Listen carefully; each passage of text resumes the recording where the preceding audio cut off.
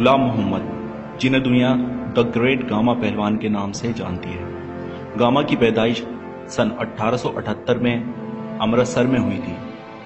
Gamma पहलवान को 15 अक्टूबर सन 1910 में रुस्तम जमा के खिताब से नवाजा गया। गामा को उनके 52 साल के रेसिंग कैरियर में एक बार भी हराया नहीं जा सका, इसलिए उनको रेसलिंग की दुनिया में आज भी ग्रेटेस्ट रेसलर माना जाता है।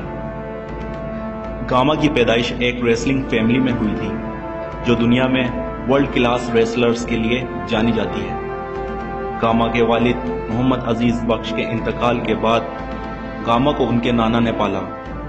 उस वक्त गामा की उम्र बस 6 साल थी। गामा के एक अंकल ईदा ने गामा को बचपन से ही रेसलिंग की ट्रेनिंग दी थी। गामा पहली बार 10 साल की उम्र में सुर्खियों में आए जब उन्होंने दंड बैठक के एक कंपटीशन में हिस्सा लिया। इस कंपटीशन में 400 रेसलर्स ने हिस्सा लिया था। इस कंपटीशन के आखिर में जोधपुर के महाराजा ने गामा को विनर डिक्लेयर किया था। इसके बाद दतिया के महाराजा ने गामा को ट्रेनिंग के लिए चुना। गामा रोज ट्रेनिंग में अपने 40 रेसलर साथियों के साथ कुश्ती लड़ते थे। रोज 3000 दंड और 5000 बैठक करते थे। गामा को पहली बार शोहरत मिली जब उन्होंने 17 साल की उम्र में रुस्तम हिंद रहीम बख्श सुल्तानीवाला को कुश्ती के लिए चैलेंज कर दिया। रहीम बख्श सुल्तानीवाला भी 7 फीट का जबरदस्त रेसलर था। उस वक्त लगा कि रहीम 5 फीट 7 इंच के गामा को आसानी से हरा देंगे, लेकिन जब कुश्ती शुरू हुई तो 4 घंटे चली। कुश्ती के फर्स्ट राउंड में गामा डिफेंसिव रहे और दूसरे राउंड में ऑफेंसिव रहे। कुश्ती के दौरान नाक और कान से काफी खून आने के बावजूद गामा ने रहीम को कड़ी टक्कर दी और आखिर में मैच ड्रॉ पर खत्म हुई। रहीम के साथ कुश्ती गामा के कैरियर में टर्निंग पॉइंट साबित हुई और गामा को रुस्तम हिंद खिताब के लिए स्ट्रॉन्ग कंटेंडर माने जाने लगा। 1910 तक गामा ने इंडिया के सभी जाने माने रेसलर्स को हरा दिया। इस वक्त गामा ने बाकी दुनिया पर फोकस किया और गामा अपने भाई इमाम बख्श के साथ दुनिया के बाकी रेसलर्स से कुश्ती के लिए इंग्लैंड चले गए, लेकिन छोटी हाइट की वजह से उनको कंपटीशन में एंट्री नहीं मिल पाई। इस पर गामा ने एक ओपन चैलेंज दिया कि वो किसी भी 3 रेसलर्स को 30 मिनट्स के अंदर हरा देंगे। हालांकि ये चैलेंज बाकी रेसलर्स और प्रमोटर आरबी बेंजामिन ने एक मजाक की तरह लिया। लंबे वक्त तक किसी भी रेसलर्स ने ये चैलेंज एक्सेप्ट ही नहीं किया, तो इस पर गामा ने हेवीवेट रेसलर्स को चैलेंज किया।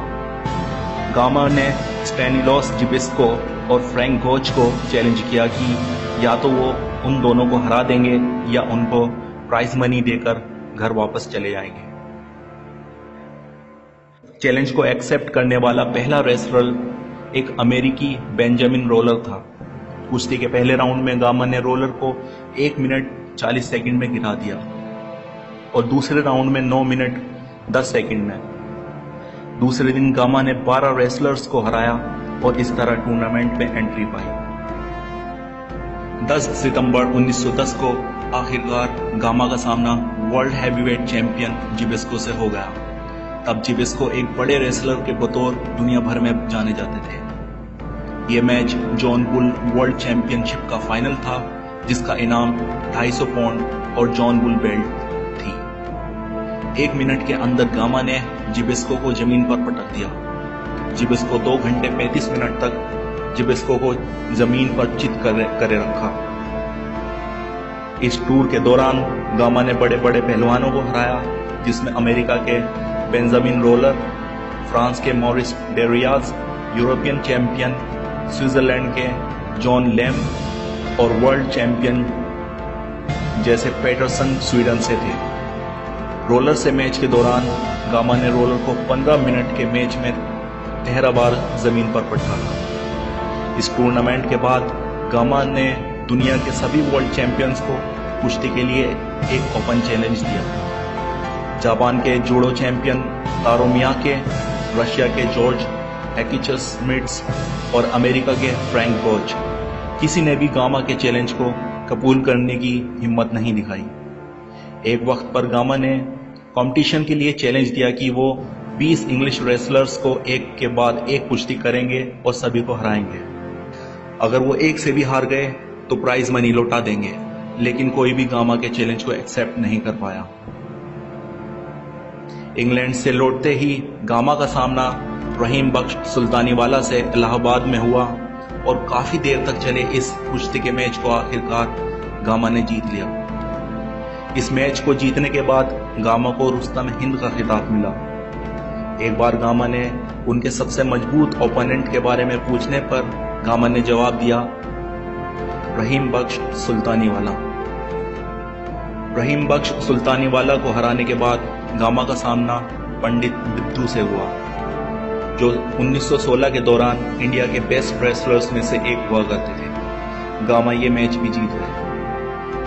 1922 में प्रिंस वेल्स के इंडिया के दौरे पर प्रिंस ने गामा को सिल्वर मैच प्रेजेंट किया।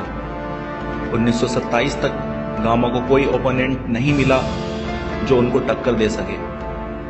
जनवरी 1928 में एक बार फिर गामा और जिबिस्को का मैच अनाउंस हुआ। ये मैच पटियाला में हुआ।